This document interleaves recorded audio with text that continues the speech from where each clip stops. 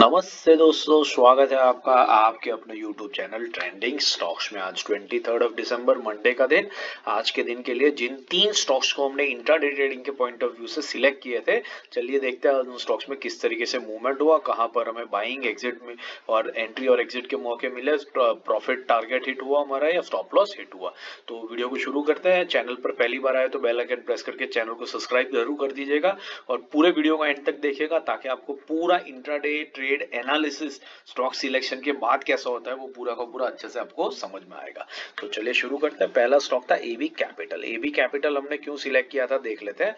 तो ये है डेली टाइम फ्रेम पर एबी कैपिटल का चार्ट और एबी कैपिटल को हमने इस रीजन से सिलेक्ट किया था कि ये जो लेवल है, इस लेवल के ऊपर ये स्टॉक ने मल्टीपल टाइम्स सपोर्ट लिया था, एक गैप यहाँ पर क्रिएट किया था, गैप भी एक सपोर्ट की तरह एक्ट कर रहा था और 2 दिनों से इसी लेवल के ऊपर स्टॉक आकर के एक्चुअली रुका था। यहीं से ग्रीन कैंडल ऊपर तक गई थी और फिर दूसरे दिन रेड कैंडल एग्जैक्टली इसी लेवल पर आ गई थी और बायर्स और सेलर्स के बीच में घमासान लड़ाई चल रही थी। आज के दिन में भी स्टॉक उसी लेवल पे आके रुका है, तो कल के दिन में भी आप इसको वॉच लिस्ट में लगा करके स्टडी जरूर कर सकते हैं। बट आज के दिन में देख लेते हैं 15 मिनट्स के टाइम फ्रेम पर कि हमें एंट्री एग्जिट के मौके कहां पर मिले।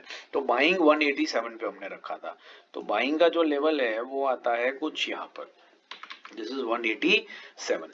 तो आप 187 का लेवल देख सकते। पहली 15 मिनट की कैंडल तो काफी वॉलेटाइल रही, तो उसमें तो एंट्री एग्जिट का कोई अपॉर्चुनिटी मौका होता नहीं है, लेकिन बाद में आपको यहाँ पर अच्छी खासी एक एंट्री मिली ऑलमोस्ट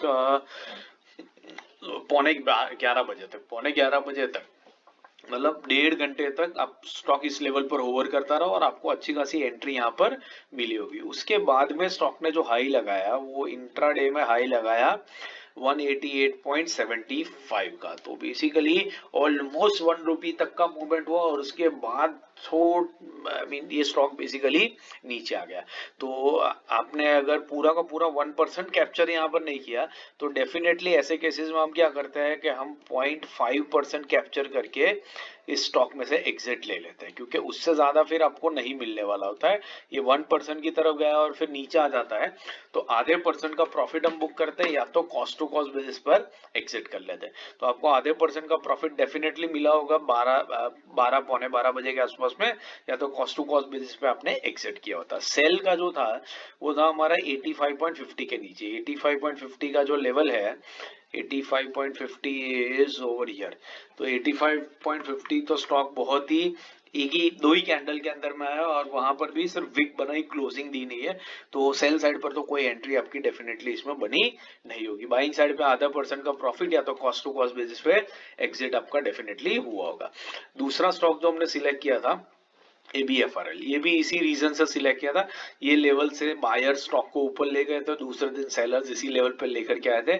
ये आज के दिन में भी कैंडल उसी लेवल पे रही है। 15 मिनट्स के टाइम फ्रेम पे देखते हैं कि हमें कोई एंट्री एग्जिट का मौका मिला या नहीं मिला। तो यहाँ आप देख सकते हैं ये पूरा का पूरा फ्लैट ही रहा है, कोई मूवमेंट हुई नहीं है। तो इस स्टॉक के अंदर में भी आज के दिन में हमारी कोई एंट्री एग्जिट बनी ही नहीं होगी। अगर ली भी होती तो भी आपका स्टॉप लॉस हिट हुआ होगा या तो कॉस्ट टू कॉस्ट बेसिस पे ही आपका एग्जिट हुआ होगा। तीसरा स्टॉक जो हमारा था वो एप्टस फाइनेंस था। ये भी यहाँ पर देखिए इस लेवल से बायर्स स्टॉक को ऊपर ले गए, दूसरे दिन इसी लेवल पे ला करके सेलर्स ने रख दिया। तो आज के दिन में एक गैप के साथ ओपन हुआ, लेकिन 15 मिनट्स के टाइम फ्रेम पे देखते हैं क्या हमें कोई एंट्री का मौका मिला या नहीं मिला। तो एप्टस फाइनेंस में 304.50 के ऊपर हमारी एंट्री थी। 304.50 का लेवल जो है वो लेवल आएगा कुछ यहाँ पर, दिस इज 304.50। तो आप देख सकते हैं गैप काफी बड़ी है। गैप इनफैक्ट इतना बड़ा है, यहाँ तक सीधा ओपनिंग ही इसका इस स्टॉक का हुआ इस लेवल के ऊपर। यहाँ पर देख सकते हैं गैप ओपनिंग ही हुआ है ऑलमोस्ट 306 के लेवल के ऊपर। तो वहां से अगर आपने एंट्री करी होती तो स्टॉक ने हाई लगाया 313 का, मतलब ऑलमोस्ट 2 से 2.5% की मूवमेंट हुई है, लेकिन गैप अप होने के कारण हमें एंट्री स्टॉक के अंदर में डेफिनेटली नहीं मिली होगी, और लेटर ऑन इसको चेस करने का कोई लॉजिक नहीं बनता है जब ये गैप अप खुल जाता है। तो ये ट्रेड अच्छा खासा रहा, हमारी डायरेक्शन में रहा, लेकिन हमें एंट्री नहीं मिली क्योंकि ये काफी गैप अप ओपन हो गया। तो आशा करता हूँ ये एनालिसिस आपको समझ में आ रहा है और पसंद आ रहा है। पसंद आ रहा है तो वीडियो को लाइक जरूर कीजिएगा, चैनल को दोस्तों के साथ शेयर भी जरूर से कीजिएगा, पहली बार आया तो बेल आइकन प्रेस करके चैनल को सब्सक्राइब जरूर कर दीजिएगा। बाकी इंट्राडे, स्विंग, पोजिशनल और सेक्टर एनालिसिस के वीडियो मैंने रख दिए, इनको देखिए, सीखते रहिए और मार्केट से पैसा कमाते रहिए।